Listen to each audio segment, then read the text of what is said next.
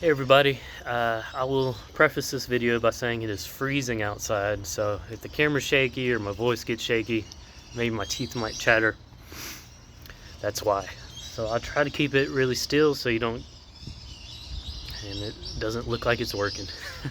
Let's see if I can put the phone somewhere. I don't really have anywhere. So anyways, I might take some break for some warm tea. Or maybe some breathing exercises, but that's why. So I know you can't feel it, but it is freezing here. Or maybe you can, and if that's the case, we're in this together. But today I want to talk about overindulgence and what's called dopamine depletion nowadays. It's kind of making its waves on the internet, and for good reason. Our brains aren't really designed, I should say, for these constant little hits of dopamine that's happening. And it's part of the issue is that you have these supercomputers and these AI algorithms and these whole teams of scientists and psychologists that are designing these programs to keep and hold your attention, because nowadays our attention and the amount of time you spend on these platforms is sold. It's a commodity, just like your personal information is, but that's a different topic.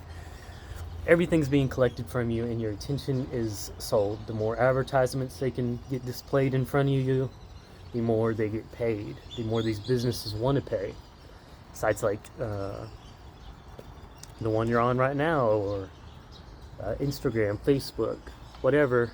And advertisements in general, they all use the same marketing strategy. It's just there's certain avenues where supercomputers are against your primitively designed brain. We haven't caught up to that I don't know, weakness, but we're not meant to be constantly thrown images and things we like without even thinking or working for it. There's a system where we earn it and we get it, and that's beneficial, right? Because you're putting forth the effort and here's the reward. We're wired for that. You hunt the buffalo or the squirrel and you get it and you bring it home and you get that dopamine hit feeding your family. But now it's, for guys, you can see half-naked women, and it's like every 3 or 4 posts, and they know about when you're about to come off, and they give you a dopamine hit. If you're into guns, bam, bam, bam, there'll be sounds and guns that pop up. But anyways, that's kind of how it's working. I might have got too deep in that, but this has been known for a while, the issues with constantly seeking, they called it beauty in ancient China, the overindulgence of beauty. And of course, they didn't have as much technology as we do, and it wasn't as sophisticated as far as social media. They didn't have any social media, but sophisticated as far as these things that could keep your attention. That was cold. It's a little bit rainy too. But here's what they say. And I'm reading this book, 365 Dao. I've talked about it in the past. Ding Ming Dao is his name, the guy that wrote it.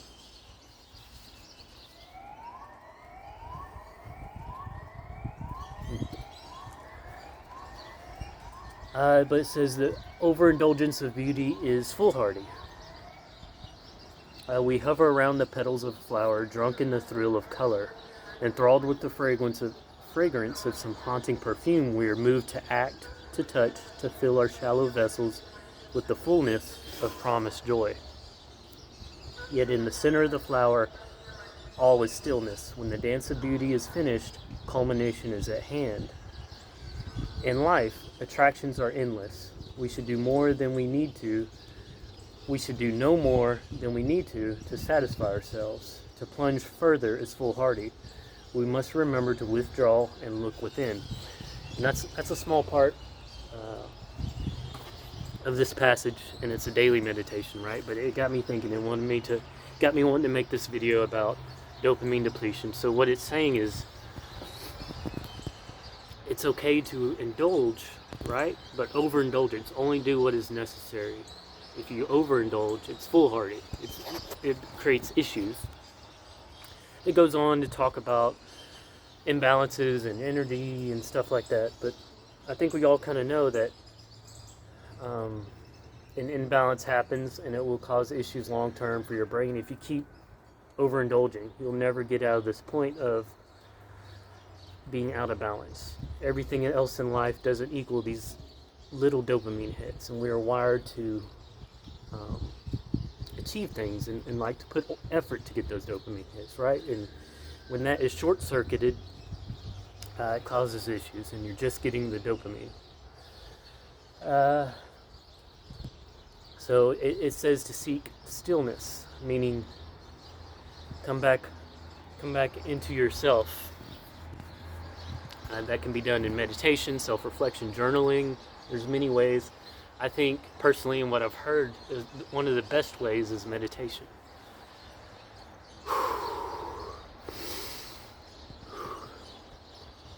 I'm gonna take a little deep break. Hope this video isn't too shaky, but I'm trying to say what I need to say while still dealing with this. So I'll just go ahead and go into the second part of the video because it ties into it. So overindulgence of the easy hits is an issue because it creates imbalance. There's also an imbalance of comfort. For example, my body's not super comfortable, right? And it's good whether it's a sauna, like temperature is great, right? Because a lot of times you can control that. There's ice baths, there's cold showers, is kind of a version of that. There's saunas. Whatever you can do to push past your physical comfort levels a little bit. You don't have to go extreme, but push it. And you should push it fairly often. I'm going back to when we hunt to survive and things like that. And we got that pleasure response, that effort to reward. Also, we were exposed to the elements, and that created a stress in our body through exercise. It created stress on our body through the temperature changes. Very rarely were we ever comfortable for long periods of time, and now we're always comfortable, and we got everything we want on delivery. So it's important to push against that. Because it's how we're wired, it's how we're evolved. When we push against that comfort, we have positive changes in our body. That stress, it's called positive stress. And if you're putting it back to a yin yang perspective, if you're always in yin or you're always in yang, the yang is the positive. You're seeking things and you're getting the gratification, but you never withdraw into that void of instead of pleasure, we'll call the void discomfort. If you never, and that's just a concept, but if you never balance it out like the yin yang and get discomfort, force it into your life because it's not built into our lives like it used to be, then you're gonna. That's one of the reasons why I believe these mental issues are so prevalent. Is because we're not pushing into the comfort. It's not built into our lives anymore, and we're not seeking it, and it's hard to seek it. But when you see the benefits of it,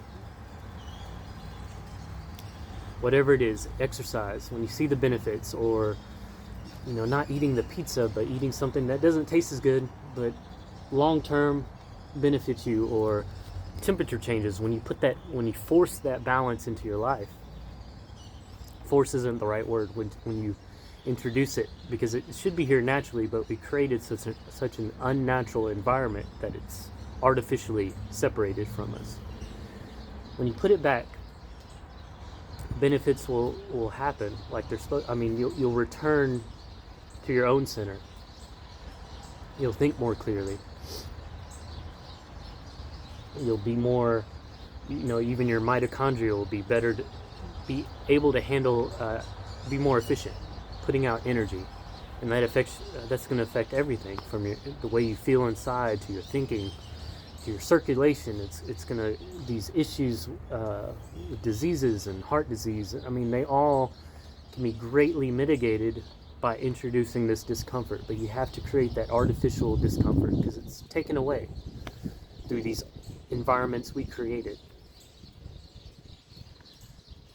I wouldn't trade it. You know, I love that we have the choice, but we have to make that choice to put that discomfort back in our lives. And it kind of goes back into the first point of dopamine depletion, right?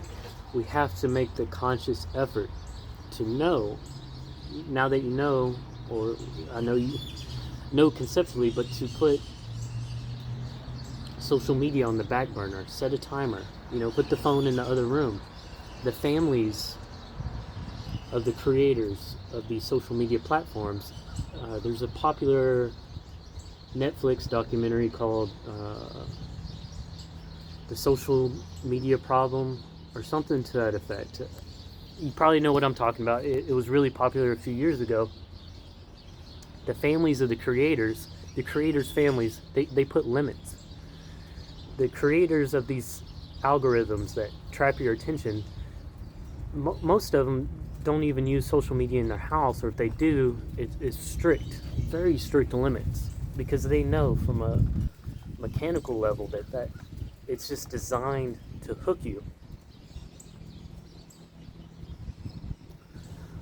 And sorry.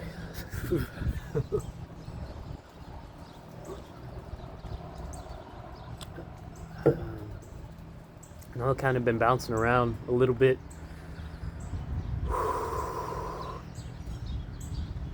Just a little bit chilly out here too. But that's, in a nutshell, what I had to say. It's just finding balance in your life. And it's one of the ways I think Taoism touches on this. And it's been talked about. Even though they weren't facing the same problems. Anytime you're out of balance with anything, you gotta, if you have to artificially introduce that imbalance, or that other side of the coin to balance yourself out, then go for it. And I want to talk about this more in another video, because I think just scratching the surface, really, of all there is that could be said about it. It's beautiful out here. I don't know if you guys hear the ducks and geese, but they're loving this weather, I guess. To them, they're like, finally. With that said, I love you guys. See you next video.